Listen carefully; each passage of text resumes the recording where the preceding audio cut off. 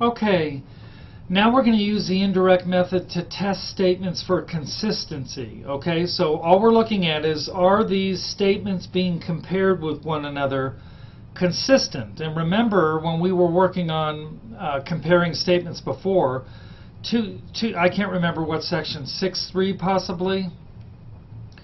When two statements are said to be consistent if on the same line in their truth tables they both are true on the same row.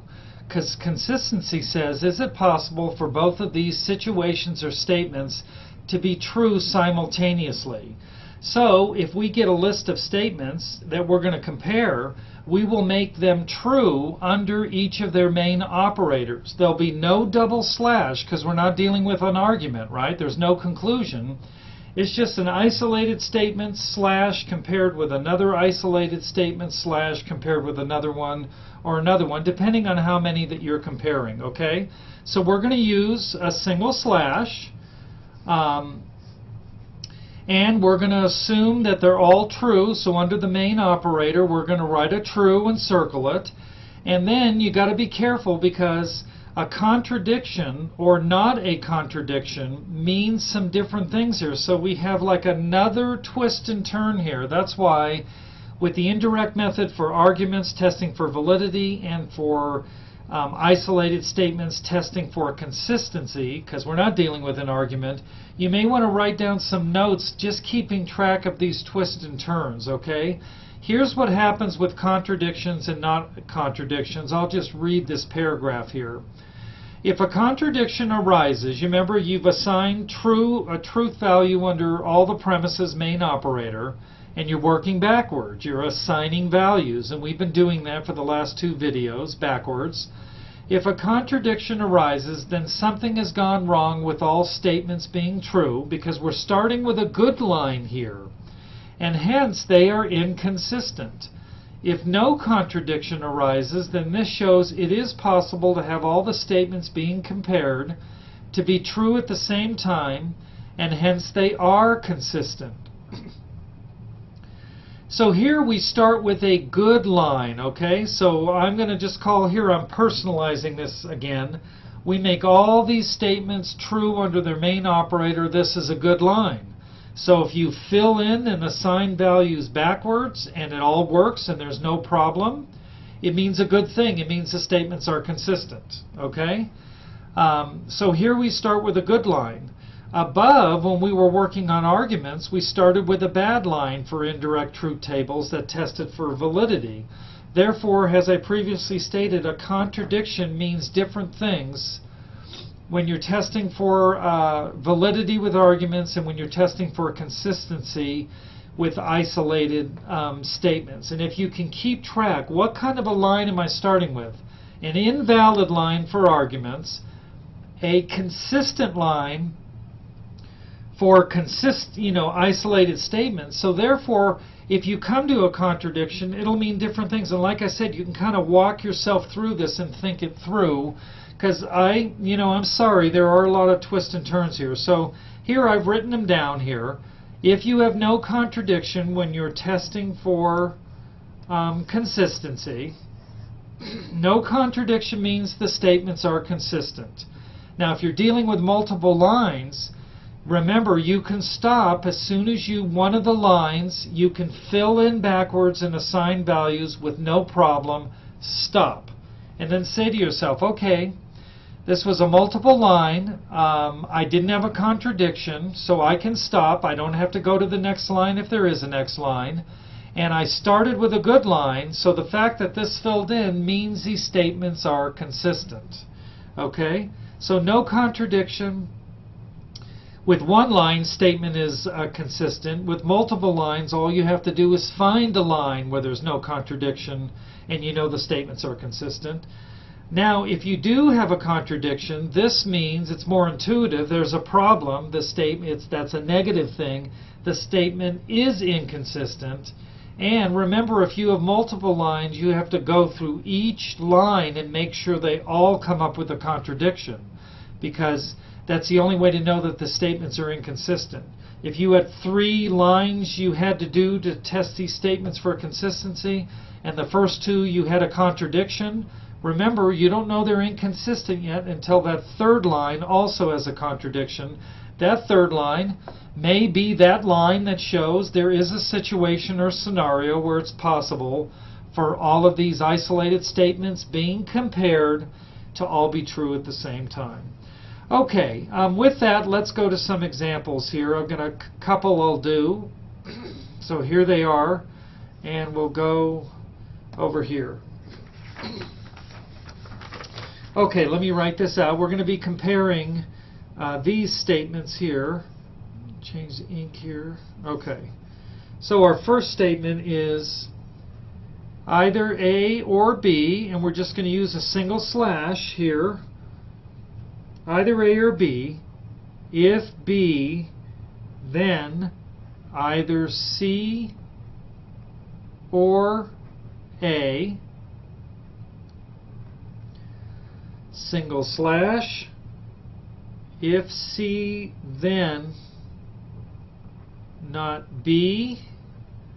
And then there's one more proposition. It is not A. So let me just double check. Not A. If C, then not B. If B, then C or A. If A or B. Okay, it looks like we're in good shape there. All right, remember now we're going to make, we want to first determine how many lines. There's 3 ways that disjunction can be true, right? So 3 lines. Let's see if we can do better. This one's a horseshoe, a conditional. There's 3 ways a conditional can be true. Still 3 lines. Here's another. The main operator is a horseshoe. 3 lines there. Oh, but here we have a negation. There is one way a negation can be true. So it looks like we lucked out. We got a one-liner. So we're going to make all the statements under their main operator true. I'll go ahead and circle these so we can keep these in mind. And we're going to work backwards. And if we can fill this in, it means the statements are consistent. Okay, let's start here. For not A to be true, A has to be false, right? So A is false, and then you're going to notice sometimes we can't, with this A, do anything here where I'm circling the pen. There's no A there, you know. So we're not going to get anywhere starting here. I say we go all the way over here because we know what A is, and maybe we can find out what B is. If we kind of put the A here as false,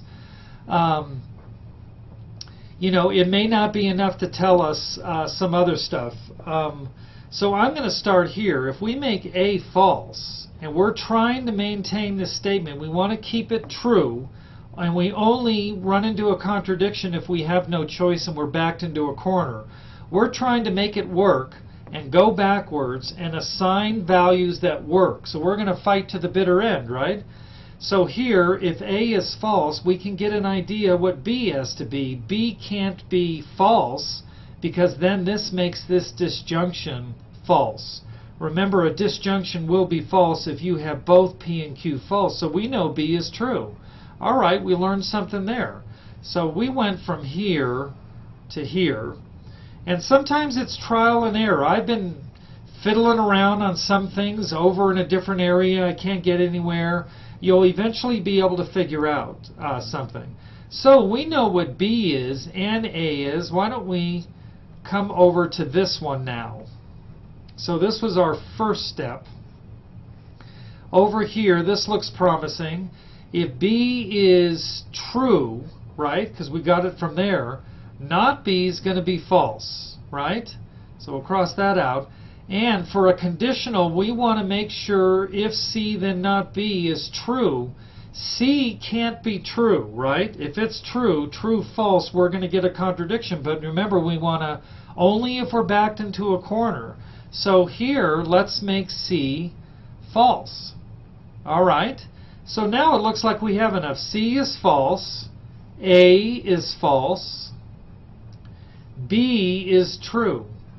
All right. So with a conjunction, with a disjunction here, either C or A, false, false. This is false.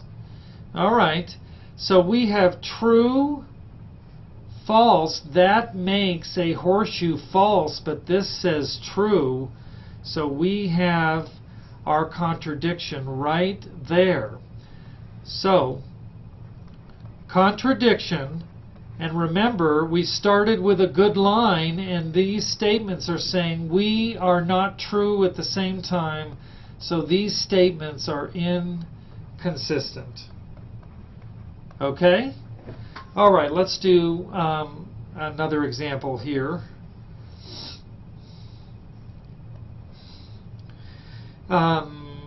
Okay, let me just write this down. Okay, if A, then both B and C, slash, if C, then not A, slash, either B or A, slash, if B then C. So if B then C, either B or A, if C then not A, if A then both B and C. Okay, let's determine how many lines we have to deal with here. You remember we want to make them all true, so let's go at least for the first row. True, true, under the main operator. No double slash, it's not an argument. We just want to see if it's possible for all these statements to be true at the same time. How many ways can a conditional be true? 3 times. Okay, 3-liner. How many ways can this conditional be true? 3 ways. How many ways can a disjunction be true? 3 ways, if you remember your definition of the operators. How many ways here? 3. So it looks like we're not going to be able to avoid a 3-line true table. So why don't we just start way over here and go right to left, okay? And so if you look at your definition of the operators, the back flap of the book, or in chapter 6, I think it's 6, 1 or 2 will have those. You should know them by now, doing truth tables for so long. There are 3 ways a conditional can be true, okay? It can be true, true, right? And if I'm looking here, it can be false, true. That'll make it true. And it can be false, false. And that means they're all true. So let me go down here and circle that just so you can. So true, true, true. We'll go ahead. Let's do the first line. It's a multiple line. We can only stop if we backfill and can assign all values without any problem. Now we're starting with a good line, okay? And you remember good line, that's because consistency, it's nice if things are consistent. But I suppose if you had some lines that are clearly inconsistent, well, that's not a bad thing. It shouldn't be consistent. It's a good thing. We know that they're contradictory. But you all get what I mean by a good line. We're starting with a consistent line. And since there are 3 ways this conditional can be true, let's just go with the first one where B is true and C is true. And here we have B and C. And you may do trial and error. You may come here first. If you knew that B was true, A could either be true or false for this still to be true, so it's not looking like we're going to be able to find out what A is. So what you would want to do is do things where you can do your best to work this out. So why don't we go to here to this middle one? This actually looks promising. We know what C is. C is true, right there. Well, let's change ink here. Let's go to black. Sorry about that. C is true, and we don't know what A is, but we know A, this under the main operator cannot be false, right? If that were false, this would make this conditional false. So this has to be true. And actually, let me go ahead and change this to red. Okay, so C we know is true. Okay, we need this to be true under the tilde, the Q. This is the P. This is the Q. Under the tilde, we need this to be true. So from this one, if we go here, first step, we can actually find out what A is. Remember, we're trying to keep things being true. So if C is true here, then A has to be false, because when A is false, not A is true, and this stays true. If A was true and this was false, then we have true false, and we would be backed into a corner here.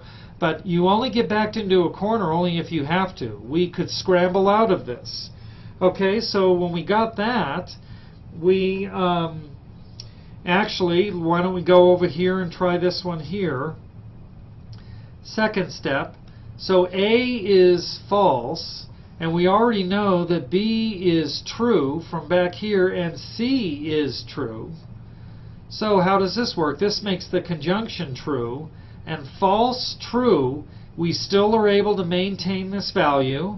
And so with that, let's take this. We don't have a contradiction yet. Let's go over here, our third step, and we know that B is true. A, we already know, is false. And this still, we have, you remember with a disjunction, all you need is to see at least one true. So this is fine here. So we have no contradiction. Okay? And you should all know what that means now. You want to say this. Okay, multiple line, no contradiction, so I can stop on a multiple line. Okay? When you have one line, you always are going to stop after the one line. But with multiple line, it filled in nicely, so I can stop. I don't have to do any of these. And you say to yourself, what kind of a line did I start with? It wasn't the negative bad line with arguments testing for validity. I'm testing for consistency. So I started out with a good line. There was no contradiction, so this means consistent statements. Okay, and that's how that works. And we're finished finally with section 6.5. We had 3 videos on the indirect truth table method.